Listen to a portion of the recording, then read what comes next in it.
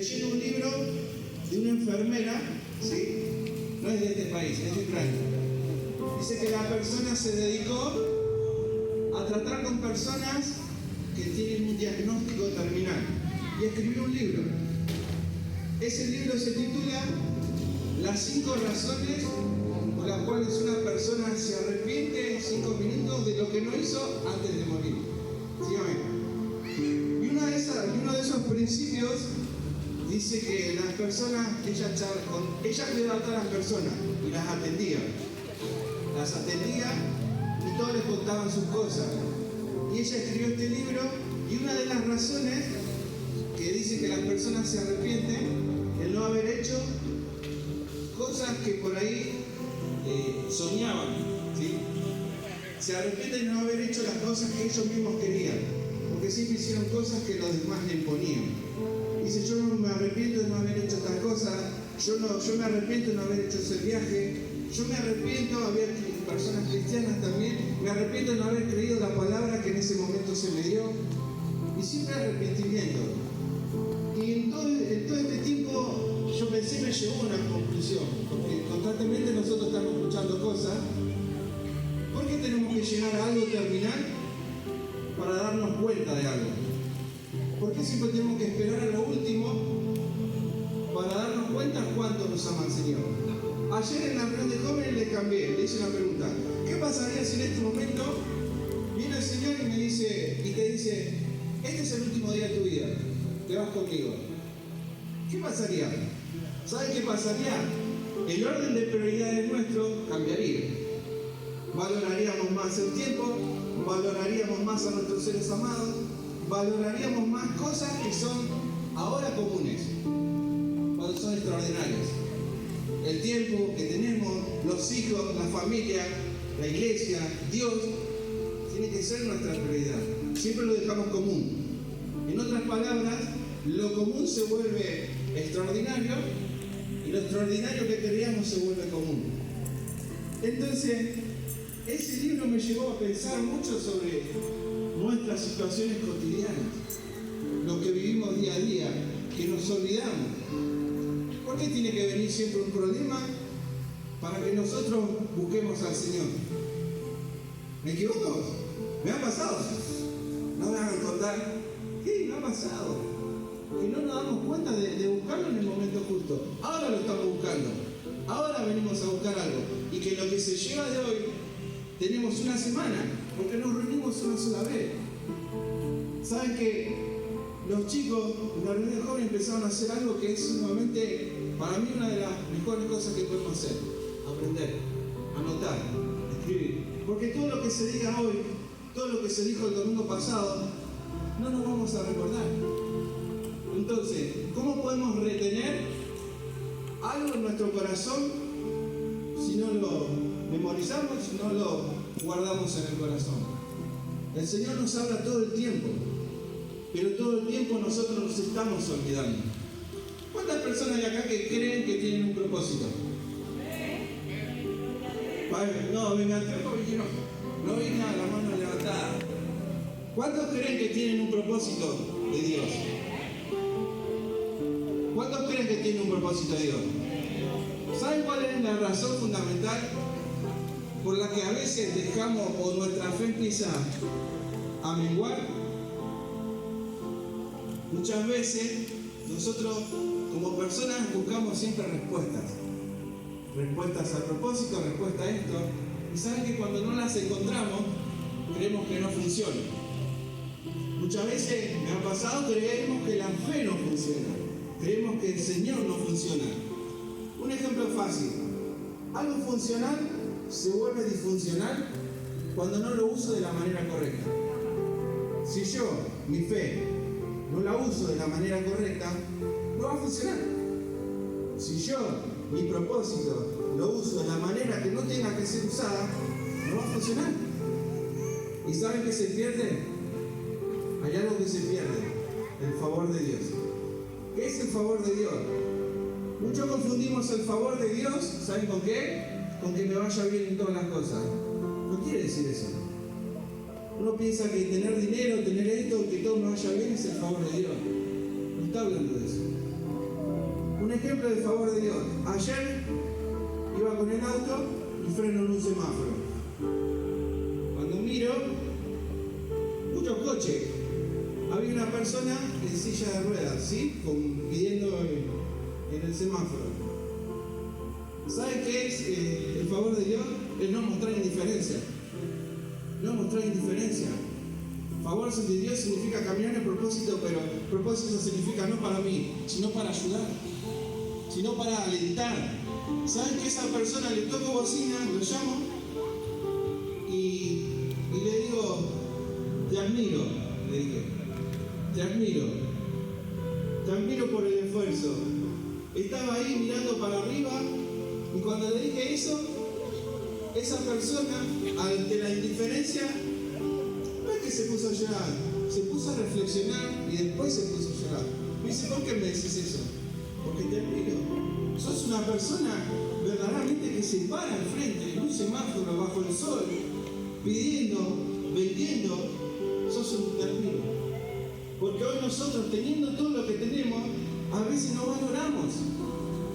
No valoramos tener una visión, no valoramos poder hablar, no valoramos poder caminar. Cuando hay personas que ya están terminales y se arrepienten de no haber hecho. ¿Por qué llegar a ese punto? ¿Por qué tenemos que llegar a lastimarnos cuando Dios no habla y no habla? Este mensaje yo lo titulé Las cosechas pasadas. Cosechas pasadas. ¿Cuántos fueron bendecidos por Dios en el pasado? ¿Y hoy no? ¿Saben que la bendición que estamos esperando no viene? Porque estamos todavía con la cosecha pasada. Estamos todavía agarrados de eso. Con esa cosecha que nos bendijo Dios en el año tanto. Y nos olvidamos que Dios te dice, bueno hijo, te quiero bendecir. Esa temporada fue buena, te bendije. Pero ¿saben qué es lo que más nos cuesta? El soltar, porque sentimos que el Señor nos dice, deja eso, hijo, deja eso. Y vos decís, no, mientras lo agarro soy más fuerte. No. ¿Querés recuperar lo que ya perdiste? Cuando el Señor te está diciendo, soltá, porque a la nueva temporada yo te tengo que llevar con lo que necesitas. Con lo que necesitas. ¿Amén? ¿Qué es lo que necesito? ¿Qué necesitan entender? Que son personas de propósito y que sus palabras marcan un antes y un después. Un ejemplo, yo recuerdo esa persona de Dios que en mi momento de mi vida, de mi juventud, fue el que me dijo algo. Lea, ¿cómo vas a ser recordado vos? ¿Como el pibe bardo que sos ahora? Pues no era bueno. O la persona aquella que solucionó problemas y que ayudó a transformar a una persona. Y me quedé pensando, ¿saben qué? Eso me cargó toda la noche. Y yo le digo la verdad, era bardo. Y dije, está bien, Señor. ¿Saben que una vez me tocó hablar a una persona? Y cuando hablé con ese joven, me dijo una sola palabra, gracias. ¿Pero saben qué significó ese gracias? Cambio, transformación. En una palabra, hubo una persona que fue transformada, que fue cambiada, con un solo gracias. El uso también de nuestras palabras influye. Por eso tenemos que entender que una persona de propósito es el que alienta a seguir adelante. Obviamente el Señor nos alienta a nosotros. ¿Saben que hay una historia en San Lucas, capítulo 9, que habla que, para ser más exacto, 9:10, que habla sobre que los apóstoles se les dio el poder para que vayan. Dicen que cuando vienen a Jesús y le quieren contar todo lo que hicimos, Señor. Y dice, bueno, vámonos a un lugar aparte. Se fueron a un desierto de Bethsaida. Bethsaida significa lugar de redes, lugar de pesca. Se fueron a un desierto. Dice que la gente escuchó y lo siguieron. Hay tres cosas que pasan ahí. Dice que le siguieron. Dice que él, número uno, dice su palabra, él los recibió. Segundo, Segundo, les enseñó. Y tercero, dice, sanaba a los que necesitaban ser curados. Sanaba a los que necesitaban ser curados. ¿Saben que sanar significa? Se está refiriendo a algo interior. Y curar significa algo exterior. Nosotros tenemos que aprender a soltar para ser sanos. Estoy hablando de emociones, Hay cosas que están ancladas en nuestras vidas. No podemos crecer o no podemos conocer. Dios no nos puede dar algo nuevo si todavía sigo anclado a algo que tuve atrás, a una bendición pasada. Entonces, ¿yo cómo puedo crecer si sigo anclado? ¿Se entiende? ¿Cómo crezco si sigo anclado en cómo Dios me puede dar un nuevo? ¿Y saben qué es lo primero que hacemos? Esto no funciona. El Señor no funciona. Y dudamos. Dudamos no porque el Señor no quiera dar. Dudamos porque nosotros nos queremos soltar. Y esa es la parte que... Le digo, eso es lo que más duele, ¿no? Si les diga que, si yo les llevo a decir que soltar es fácil, le estoy mintiendo. Es una de las cosas que más duele. Más duele. El soltar, el que Dios me dé para que pueda crecer. Pero hay algo, una historia, yo lo voy llevando, me siguen, ¿no? Si vuelvo rápido me dicen. ¿Saben que yo puedo huir del propósito, saben? ¿Cuántos saben que pueden decir, no, yo no quiero, Señor? ¿Qué creen que pasaría? Porque cuando venimos a Cristo, amamos y seguimos a Jesucristo, ¿no? Seguimos un estilo de vida nuevo. Pero ¿qué pasa cuando yo me alejo del propósito? Hay una historia que es muy similar a esto que le estoy diciendo.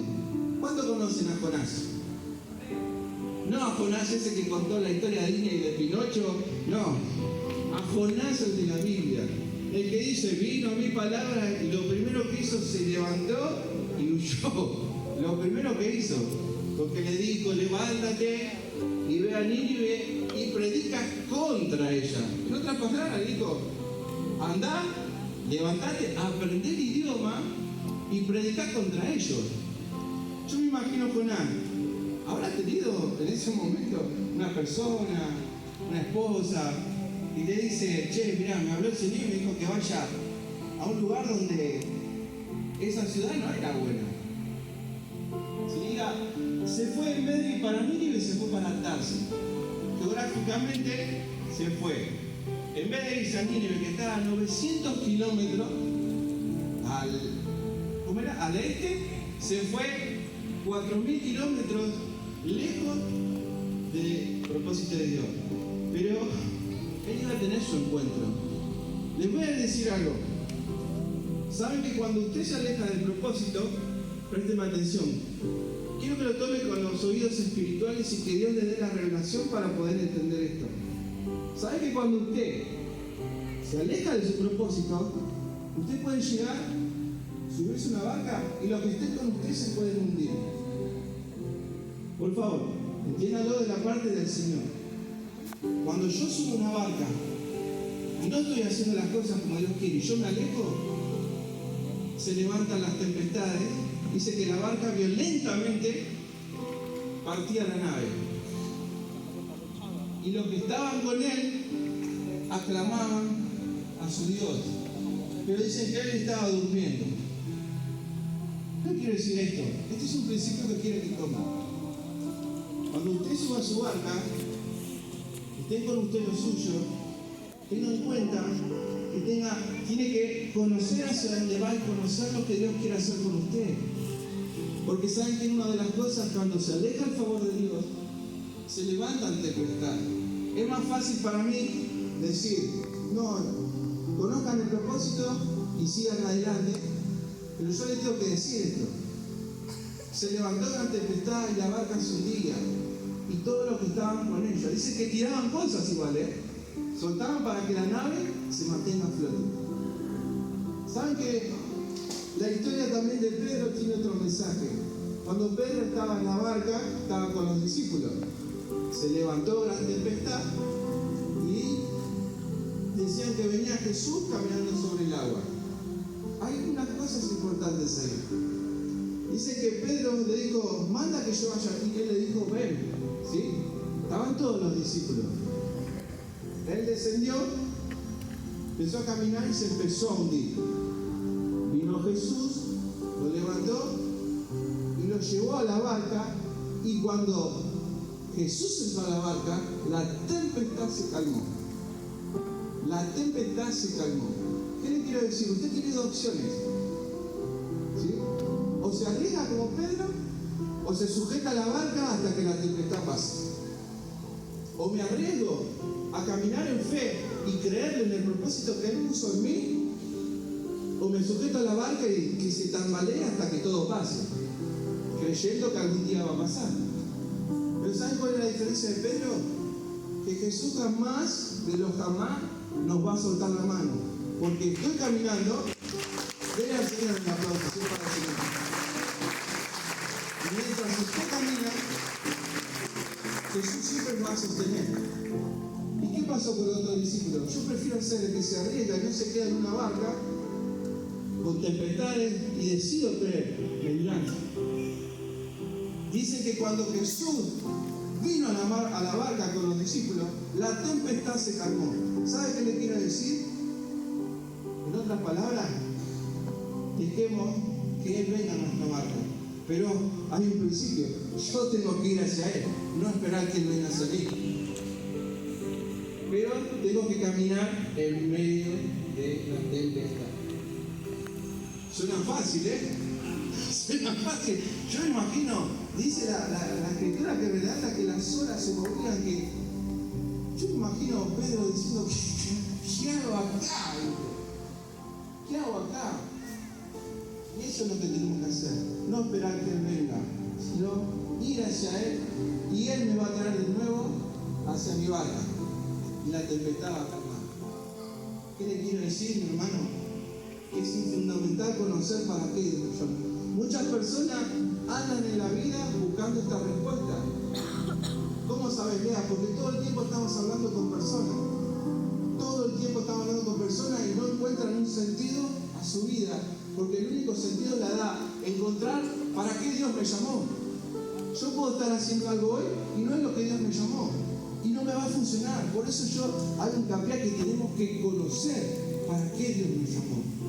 ¿Para qué Dios me llamó como hombre? ¿Para qué nos llamó como mujer? ¿Para qué Dios nos llamó como familia? Hay que conocerlo. Entonces tu barca, por más que vengan las tempestades, van a ir hacia adelante. Van a ir remando, van a ir con el timón y no se van a perder, aunque haya oscuridad. No se van a perder. Es mi palabra de honor, diría. Pero es lo que Dios quiere hacer. Quiero terminar con esto. No sé cómo voy con el tiempo, yo me olvido.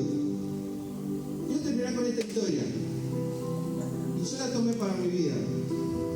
Dice que había una jovencita, ¿cómo le gustan las historias? Dice que había una jovencita que su papá era pastor, iba a la iglesia, pero de repente decidió dejar la iglesia. Empezó ella a tener cambio de actitudes, empezó a cambiar de ropa, empezó a ¿cómo hacen los chicos? Para hacer un montón de cosas. ¿Qué pasó? De repente decidió escaparse de su hogar, decidió irse lejos, sin que su padre sepa. Dice que agarró, se tomó el primer micro y se fue. El padre era a las 12 de la noche y como siempre la esperaba en la escalera. Su hija no llegaba. Dice, cuando se fue a otra ciudad, dice que la encontró un hombre, ¿sí? La encontró un hombre, el hombre le pagó su comida, tenía un auto lujoso, tenía muchas cosas, le dio casa, pero este hombre, al ser jovencita, le enseñó a hacer muchos trucos, ¿sí? Que le gustaban a los hombres. Y ella empezó a tener dinero, cambió su vestimenta, se cambió el pelo. De vez en cuando entraba a internet y se miraba la foto de ella que la estaban buscando. Pero ella ya había crecido, habían pasado 2 años. Tenía el pelo corto, otro color. De repente le empezó a ir, en otras palabras, como bien. Pero de repente la chica enfermó.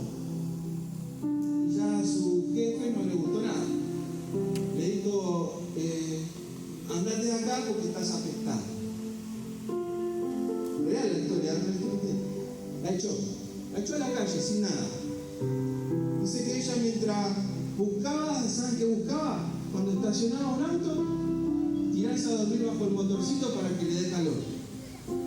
En los estacionamientos, lo poco que ganaba haciendo trucos, se lo gastaba en droga. De repente decide, ¿cómo puede ser si en mi casa está mi perro que me viene? Voy a volver a mi casa. Llama 3 veces a la casa, las 2 da el contestador, a la tercera deja un mensaje, papá soy yo, me voy a tomar un micro y voy a volver a casa. 8 horas de viaje tenía que hacer. Bueno, en ese trayecto de 8 horas, su mente iba, ¿y si espero un día más? Y capaz que llamé y no están. ¿Qué hago? ¿Qué le voy a decir a mi papá? Me fui de mi casa, me escapé. Ella en su vida jamás había pedido perdón a nadie por una mujer, porque su padre era líquido. Dice que ella se imaginó muchísimas secuencias de lo que se iba a encontrar. Y esto y aquello, y me van a decir, no me van a recibir. Y le dijo, papá, si yo, el mensaje termina diciendo esto, si ustedes no están ahí, yo me voy a seguir, me voy hasta el sur. Dice que cuando llegó a la terminal, el aire de los... no soy verdad. El disco de aire afuera, como el aire, hace... Dice, bueno, gente, vamos a estar 15 minutos en esta terminal. Dice que decide bajar, y cuando decide bajar, ¿saben qué ve? 40 personas. Familiares, primos, amigos, y el que siempre no puede faltar, colado ahí. Estaban todos ahí.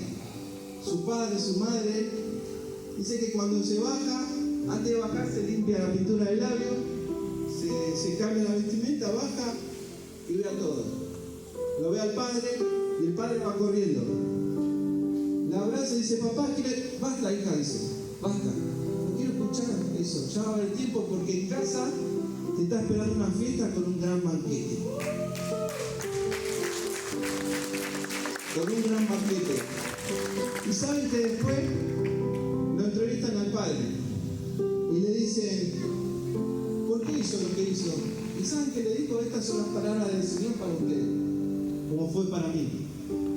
Yo soy un padre enfermo de amor por mi hija, que no me importa lo que haya hecho, no me importa lo que fue o lo que es, porque yo la amo, es mi hija. Y por ella pedí al Señor volverla a abrazar una vez más, quería que estaba muerta. Y vino hacia mí y dije, y esto no la voy a dejar ir. La abrazo y no me importa que haya sido quien es, porque va a seguir siendo mi hija.